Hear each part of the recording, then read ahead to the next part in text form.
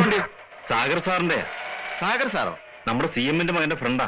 അതുകൊണ്ട് no parking area park ചെയ്യാൻ വന്നു. വണ്ടി റിപ്പയർ ആണ് സാർ. മെക്കാനിക്കിനെ വിളിക്കാൻ പോയിരിക്കുക. കൃത്യമായി ഇവിടെ വന്നപ്പോ തന്നെ വണ്ടി റിപ്പയർ അല്ലേ? തള്ളി മാറ്റോ?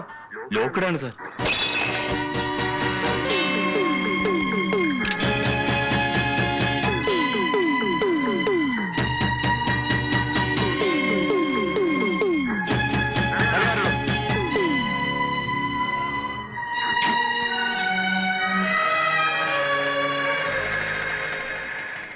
എന്താ സാർ പ്രോബ്ലം?